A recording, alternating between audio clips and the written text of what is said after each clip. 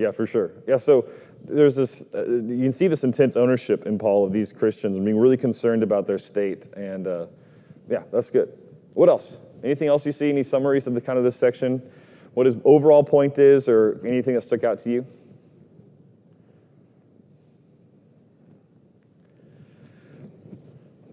Roger? It's kind of a continuation of the faith of Abraham, the children of Abraham.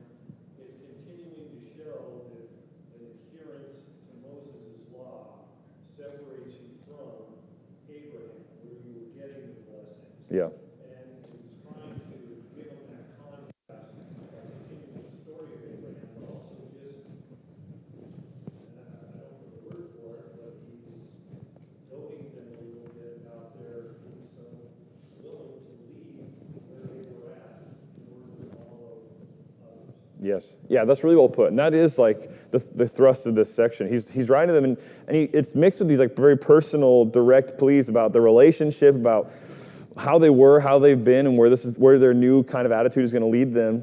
He says, I'm perplexed about you. He's confused. He's worried about them. But he's also, I think you're right, goading them. With this an allegory as he speaks it, it would have been really offensive to these Jewish people who took a lot of pride in their physical heritage from being sons of Abraham through Isaac, for him to compare them to these offspring of Hagar would have been, and there's a question about this, and we'll talk about this more later, would have been really offensive to them, I imagine. And so he's really pushing their buttons to try and show them this isn't, what you're doing isn't what you think it is. It's not going to have the result you think it's going to have. It's actually going to have the very opposite effect. Just like Abraham's thoughts and plans and Sarah's plans of trying to, workshop God's promises. But no, God's going to take care of his promises through faith, not through your fleshly actions. Roger, what else do you say?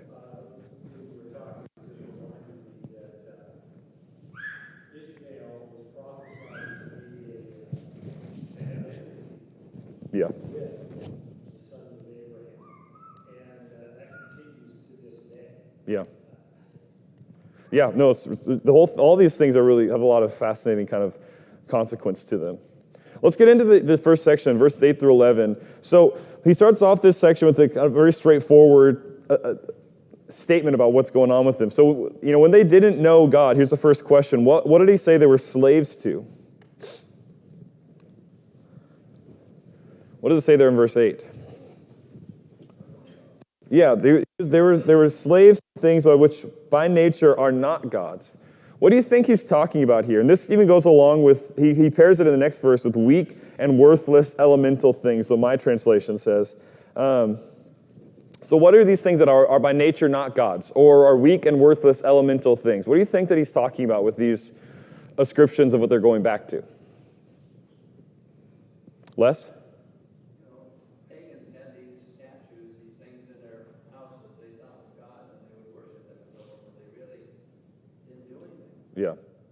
Yeah. And so there is, it's funny because a lot of Galatians is talking, most of Galatians is the thrust of it is talking about these Judaizing teachers, right? And so there is, especially in verses 1 through 7, where this chapter starts, he's talking about their being under the old law, and even there he talks about this idea of elemental things. So I go back and forth, but certainly he's going back to these. There isn't a picture, at very least, when he looks at the pagan world, these people who didn't know God, there is this picture of what they're worshiping wasn't gods at all, right? The pagans had all these idols and such. Good. Any other thoughts about what these weak and worthless elemental things might be, or these things that by nature are not gods? Go ahead. I think superstition is probably the key here. Yeah.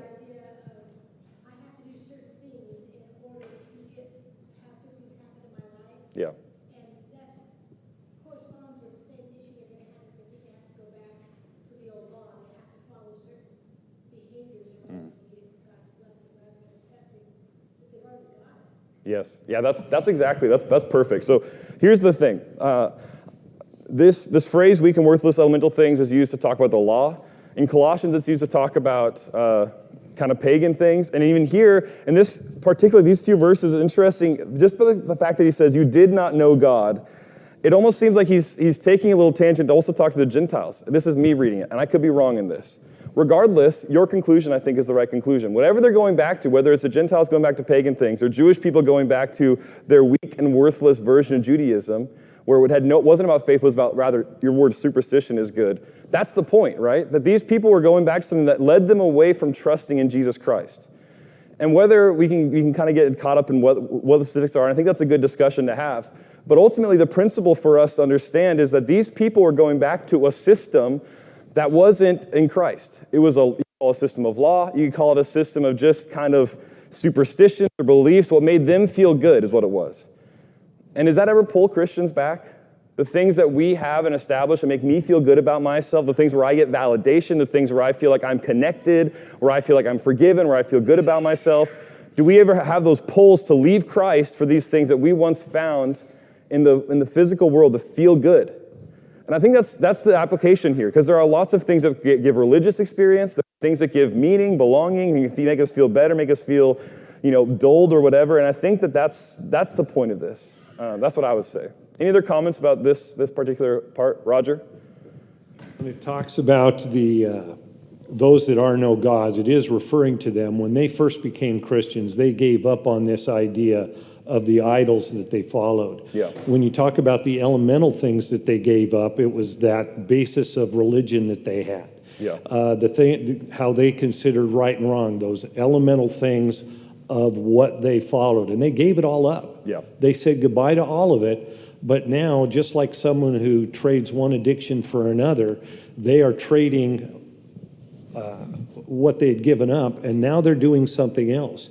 And what Paul is comparing here is that these Judaizing teachers, these people who are distorting the truth, who are getting you to follow an altered gospel, these guys are just like those idols. They're just like those elementary principles.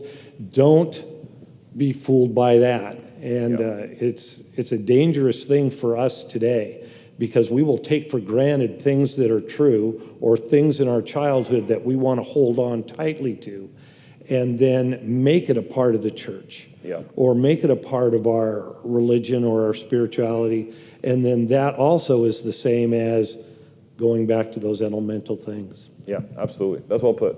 Ricky? That's why he keeps going back and forth when he hits the Judaizing teacher, and then he comes back to the Gentiles. He's going back and forth in all the letters to remind them and to remind us. Yeah. There's only one way, the one place you need to be. Yeah. Don't forget where you are, and then we as humans have a tendency to, start drifting, like Roger was saying, towards what this is making us feel like, and then we'll drift back, and then he's back and forth with both Gentiles and the Jews, to remind us, to keep us in remembrance. Yeah. Where we are and where we're going. Yeah, for sure. That's the point of this. And for us today, it's really just significant to see this concern he had that whatever they were adding, that they were going back to something, they were bringing something from the past into the present, whatever it was, they were adding on, making this kind of gospel plus as their Christianity. And it wasn't another gospel, it was something completely different. It was a whole different class of thing that they were involving themselves in, and it was actually separating them from Christ, not bringing them closer to Christ. And we're liable for the same thing, whatever that might look like. There's many things it can look like, I think. So at the end of this section, how is Paul feeling about these Christians? Les? He thought maybe he had wasted his time. Yeah. Sometimes you can work with someone.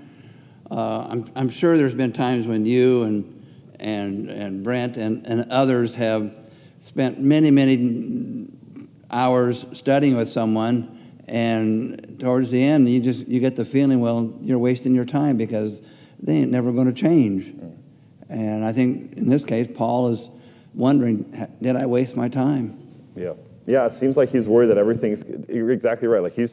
This statement is really, it's heart-wrenching, right? To think that this is the place Paul's at emotionally. You can see why, when he writes this, you can see why he has such a harsh tone when he starts the letter, why he's so direct with them, because he wasn't just writing them a nice letter, he was writing them because he was gravely concerned about where they were at, that they were on shaky ground.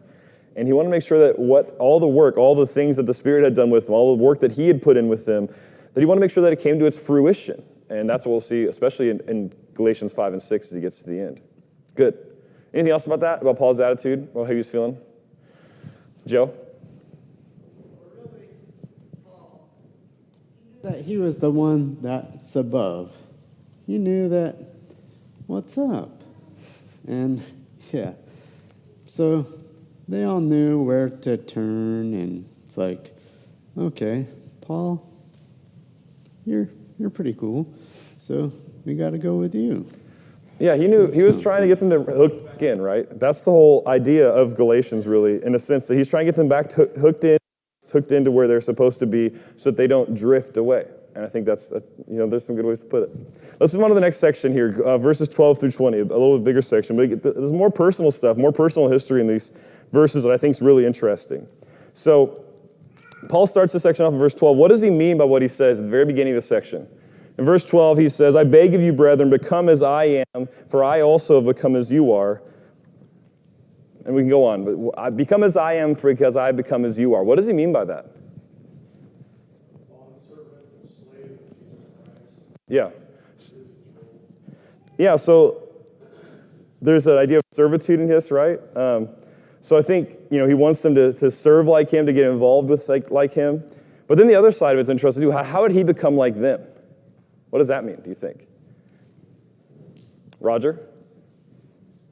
If you recall what he said about Peter, Peter came and was encouraging to be more like Jews. Yeah. He became like them. He was like a Gentile. He was eating their food. He wasn't fighting a cultural war. He was giving them Christ.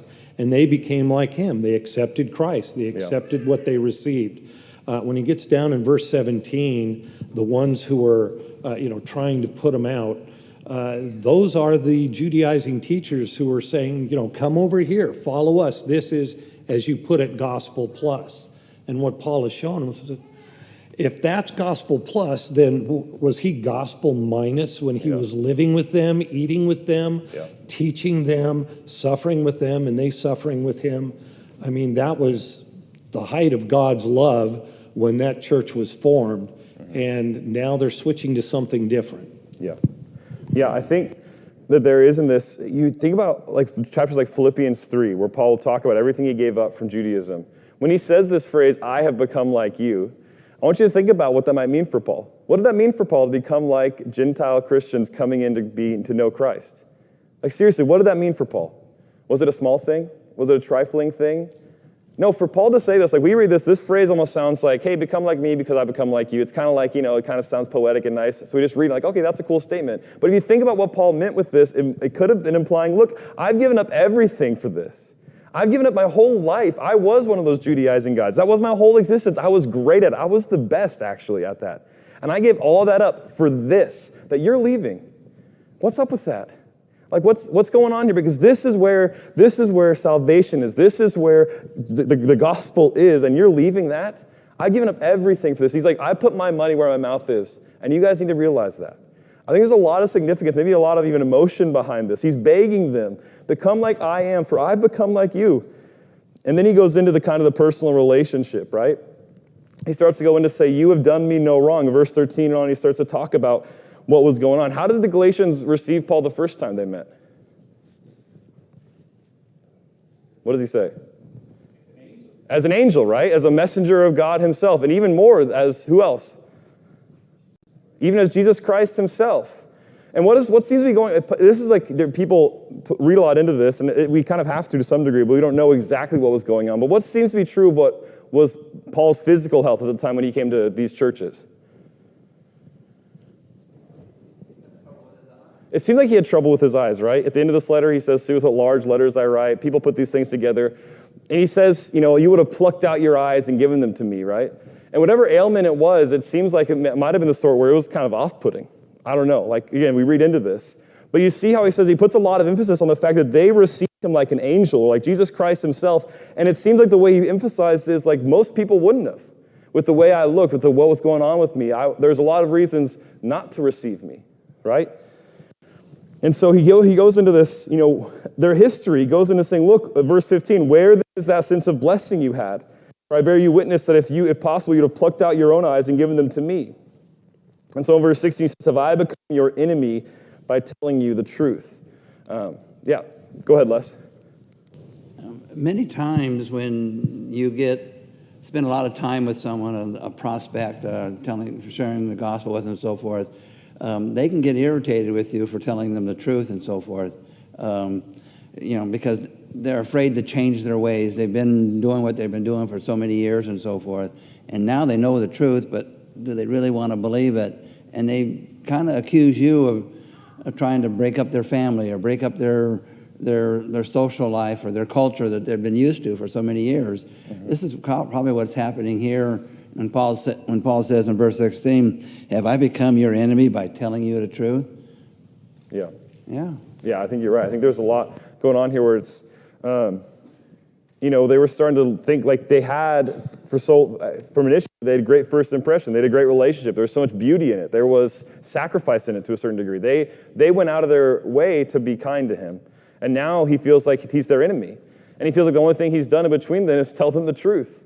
And so Paul's in this weird place where he's perplexed about them, he's worried about them, he's worried he's done everything in vain, but he's also just concerned that they, just the quality of the relationship and everything is totally breaking apart because of this. And again, take a step aside. This is the risk of apostasy, right? This is the risk of adding things onto the gospel, the risk of changing things, of moving. And that sounds like a fear-mongering thing to say. I'm not saying it for that reason. I'm saying like this is what was happening in this church. It was starting to totally undermine and corrode all the beautiful relationships in Christ. All of the beauty of the gospel that was happening in these churches between Paul and these churches and this church itself.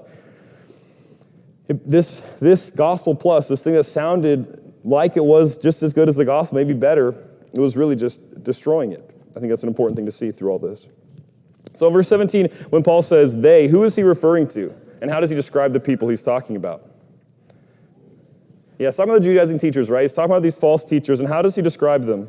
What were they doing? Yeah, they're shutting them out, right? They wish to shut you out. And why do they want to shut them out? Yeah, so if they shut them out of the church, then they have nowhere to go but to these guys, right? Paul puts it this way, it says, look, this is what's really going on. And I want you to see it for what it is. Because it seems maybe well-intended, seems well-natured, I would imagine. But these guys were really shutting them out of the church so that the only people they would have was this person. It's a narcissistic kind of attitude, right? It's a self-aggrandizing kind of, listen, if you're not connected to the true church and the gospel, then you have to be connected to something. You need to be connected to me. That's kind of what Paul's saying, right? Todd? I think what you said is a really good principle about apostasy and getting away from things. And I think the lesson here, truth is not always easy for people to accept. I mean, we are all growing and getting more and more stronger in our faith. But I have a note in my Bible for Ephesians chapter 4 in verse 15 as far as talking about the truth. 4 and 14 and 15. As a result, we are no longer to be children tossed here and there by waves and carried about by every wind of doctrine, by the trickery of men, by the craftiness and deceitful schemes, but speaking the truth in love, we are to grow up in all aspects into him who is the head, even Christ. So we have an obligation, all of us, to continue to grow spiritually, continue to study and to know God's truth so we don't aren't like these folks that drifted away. So we do have an obligation. We all have an obligation, not to just be here on Sunday morning, but to be in our Bibles every single day and growing. Yeah, I think one of the interesting things about that picture in Ephesians 4, and what applies to these Galatians, I would imagine, is that idea is almost like seasickness. Like when we're immature and susceptible to these things, when we're not grounded in the truth and grounded in who Jesus is, in love and truth, right? When we're not grounded in that, then we're very susceptible and we're like seasick. It's like we're nauseous. It's like the waves are going and everything that happens, our body feels every turn of the waves, and then it's a horrible place to be. But he says, look, we need to grow up. That's the idea. And I think Paul might say similar things to the Galatians in this, and maybe in harsher terms. Hey, grow up. Like it's time for you to mature past these things and to reattach and to get back involved. But it's interesting, as he says, talking about these guys eagerly seeking them. In verse 18, Paul says, it's good always to be eagerly sought in a commendable manner, and not only when I'm present with you, my children, with whom I begin and labor until Christ is formed in you. But I wish to be present with you now, and I could change my tone. It's like, he's like, listen, this is a good thing. Like there's obviously a positive in what they're doing. They're seeking for you. They want you, but they don't want you in a commendable way. They want you for themselves. And he'll say this again at the end of chapter 6, where he talks about those who are circumcised, they don't keep the law themselves, but they desire to have you circumcised so that they can boast in your flesh. What you're doing, if you follow these guys, it's for them. It's not for you. But the idea that they're seeking for you, that's commendable if it's commendable. I think Paul has to say that because he's obviously eagerly seeking them, right? This whole letter is him just pouring his heart out to eagerly seek for their well-being. And he wants to change his tone. He wants to be eager and commendable and earnest and loving towards them. But he says, I struggle to do that because I'm perplexed about you. And all the things when Paul shares his heart about these Christians, it shows this really difficult place he's in. He wants to be loving. He wants to be kind. He wants to build them up. He wants to be there and just be earnest and have all the beauty of the gospel with them. But what's at risk is it's too high. The stakes are too high, and so he has to be a little more severe with them. It's a tough letter. Really, when you start to see the human aspect of Paul behind it, it's really, really challenging. All right, let's move on to the next section because I feel like, it's going to take 15 minutes maybe to get through an allegory here. This is an interesting section of text in general.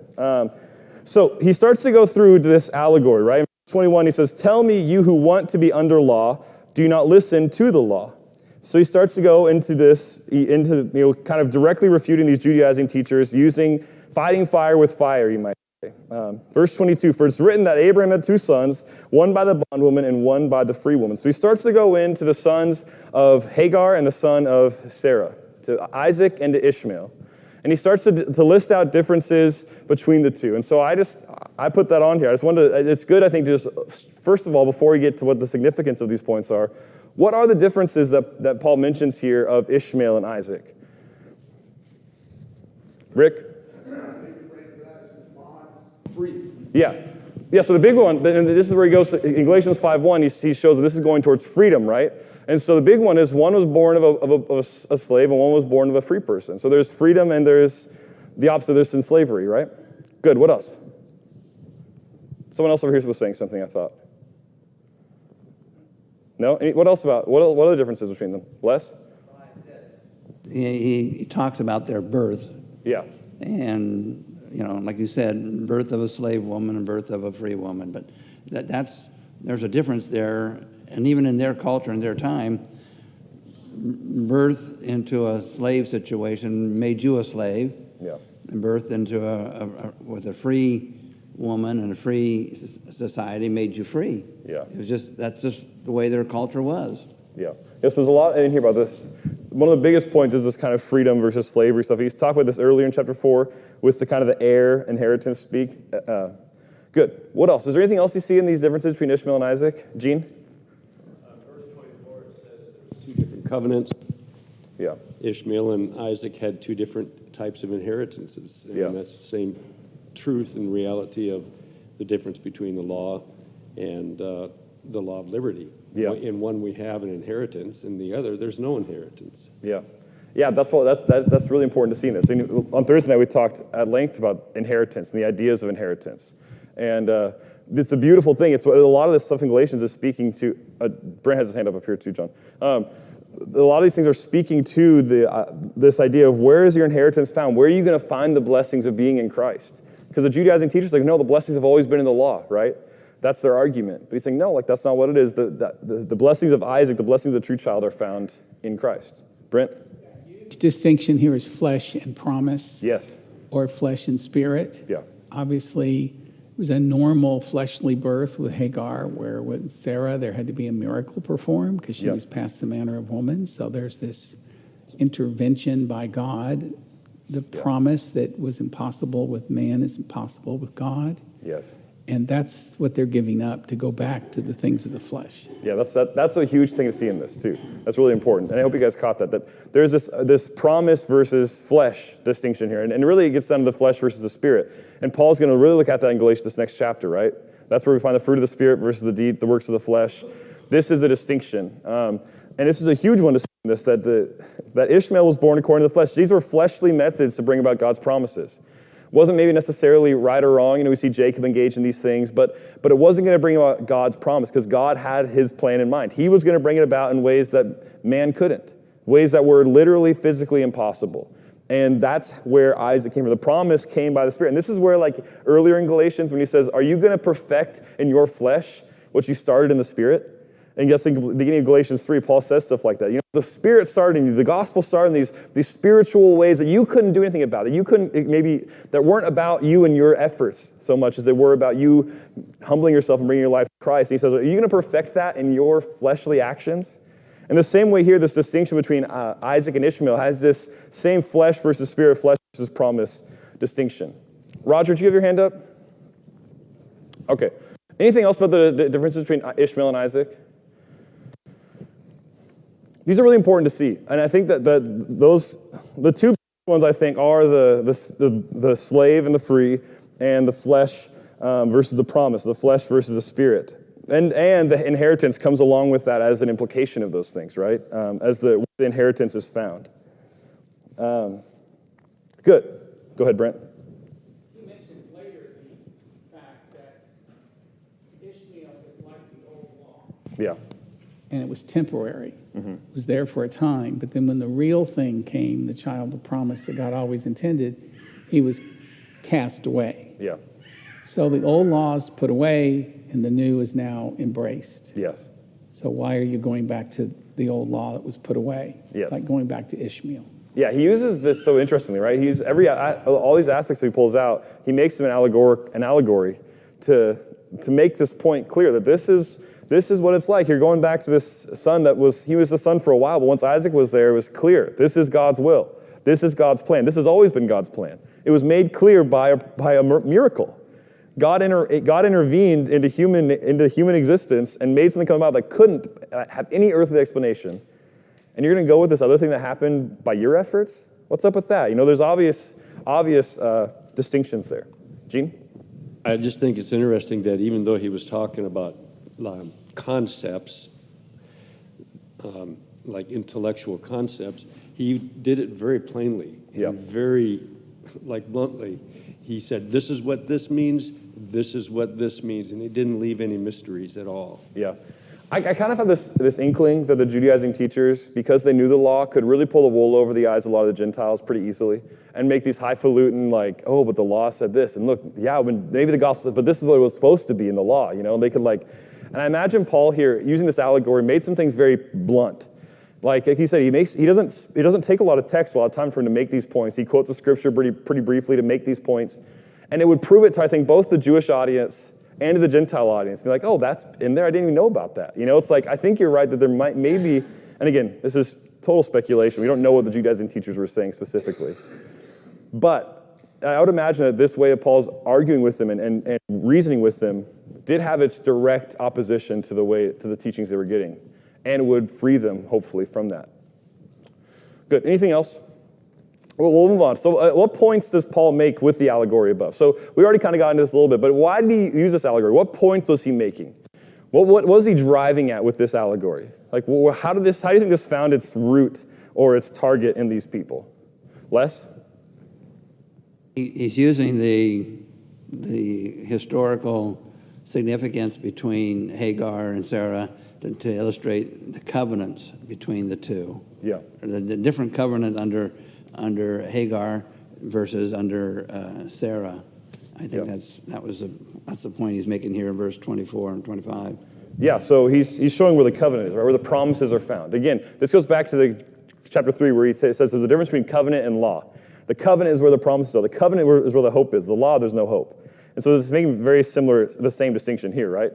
Up here with Gene as well. Like you alluded to earlier about how God had a part in this, it's not a mistake.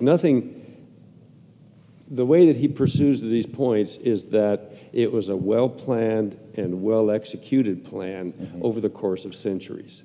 And that reaches all the way back to Hagar and to Sarah, to Ishmael and Isaac. They mean things now because that's the way God planned it. Yeah. And so it has that meaning that it's just not a mistake. This isn't some kind of a fluke. Yeah. That's one of the big points. That's why reading Galatians and Romans close together, is because that's the main point of both of these letters. In a real sense, it's more central to Romans and Galatians, but the point's here too, that God isn't changed. This has always been God's plan. This is important for the Judaizing teachers and the Jewish people to realize because they thought, God's changed, he doesn't want me anymore. That's maybe a bad paraphrase of what they might have thought. And the Gentiles might have been like, oh, God doesn't want the Jewish people anymore? Is he ever going to get tired of me? Maybe he'll do the same thing he did to them if he changed his mind. If he's not righteous, if he's not faithful to be who he is. And so I think there is, in going back to these things and to see the plan from the beginning, a significance to these people who are just now knowing God, being like, oh, God has always been about this. He's always been about me. He's always been about bringing us in together and making this happen.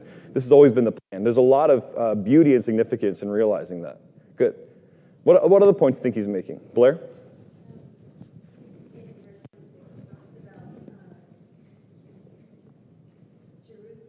And the Jerusalem now and the heavenly Jerusalem, and that going back to the Hagar story, he's always been calling us higher. I like that song, calling us higher, to something that is heavenly and eternal. And the seed through Hagar was fleshly, it was more short-sighted, and the promise that came through Sarah was something that was going to last because it was a promise that led to Christ. And yeah, all the promises that God made to Abraham weren't even about Isaac.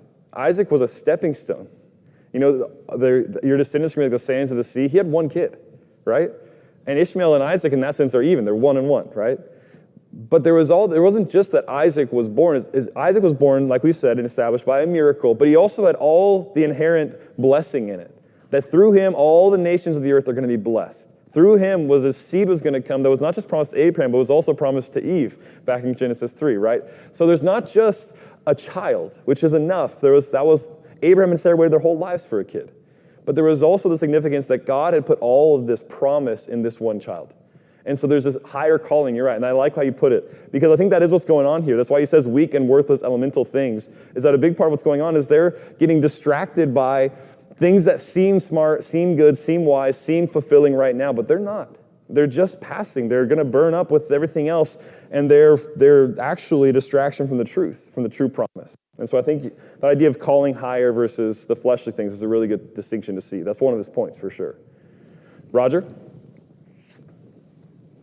Another interesting aspect is how Ishmael was born. Sarah and Abraham knew about the promise, and they thought, well, maybe that child is going to come through Ishmael. And so she gave him her maid. Ishmael was born, but that was, as Brent was saying, between the promise and the flesh or the way of man. Well, now compare that to the Judaizing teachers who are saying, this is what you learned, but this is what the old law says. You come and follow us.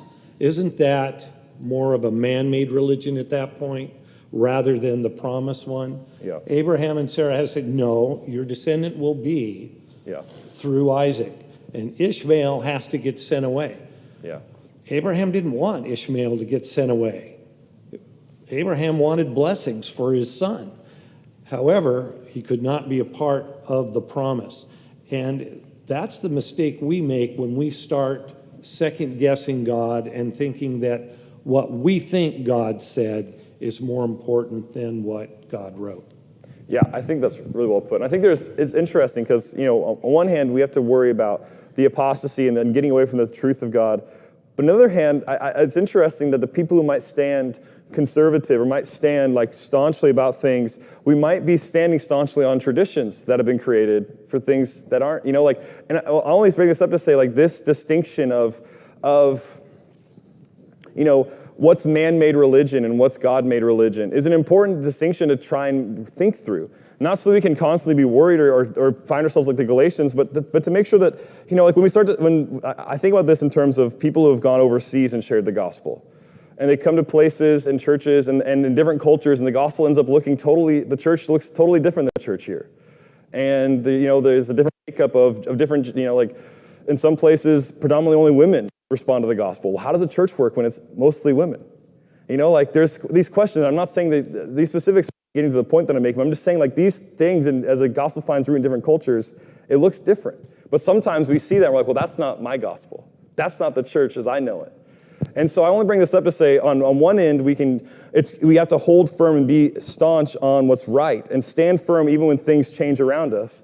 But on the other hand, we also have to wonder and ask ourselves, what things do we need to stand firm on? What things are able to be let go of? What things can we let go of? That's what 1 Thessalonians says when it says test all things and keep that which is good or excellent, right? And so I think there is, as we talk about this conversation, there is nuance to it that has to be found, because these Jewish people would have seemed very conservative in the argument, right? This is how God's always been.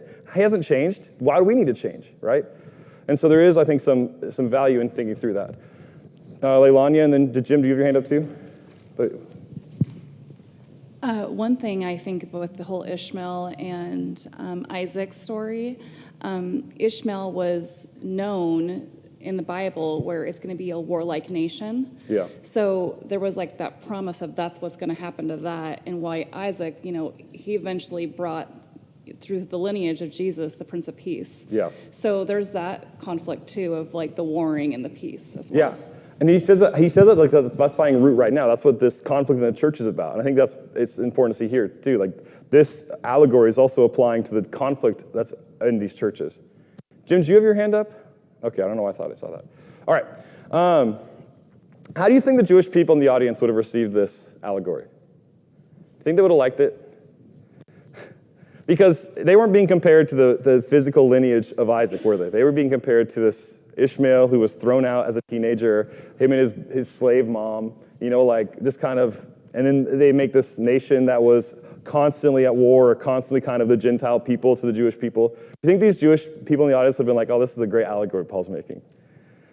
I think it's really fascinating sometimes when Bible writers will say things in a way, it's not just what they're saying, but also how it would have been received. I think Paul well knew that this would have been a hard thing for these Jewish people to hear, and I think he's going toe-to-toe with them in a very, it's not like blatantly disrespectful, he's not doing that, but what he is doing is saying, look, like, you're not who you think you are. You think that this is who you are. You think you're children of Abraham. You think that you're in the lineage. You think all these things are important, but they're not, and actually, you're proving to be more like Ishmael. You think you're Isaac, you're not, you're Ishmael.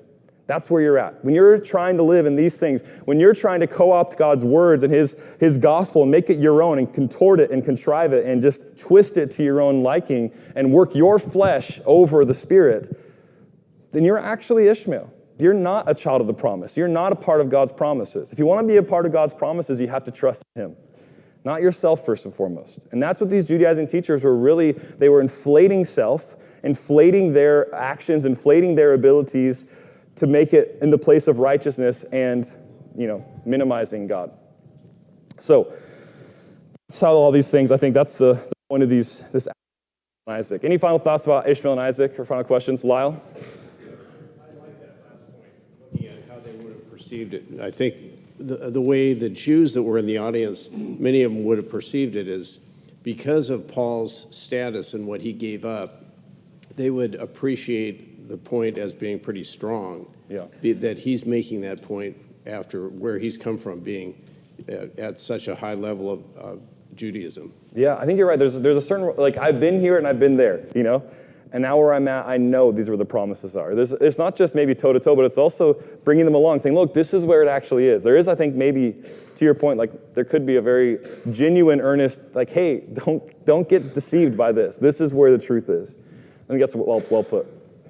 Good. Well, I really appreciate all your interactions and comments. This is a tough section, especially this allegory. I really appreciate you guys helping me see things better as well. Next week will be in Galatians 5, and that's the fun stuff with the fruit of the Spirit, so I'm looking forward to that. And appreciate you all, and we'll continue on in Galatians 5 next week. Thank you.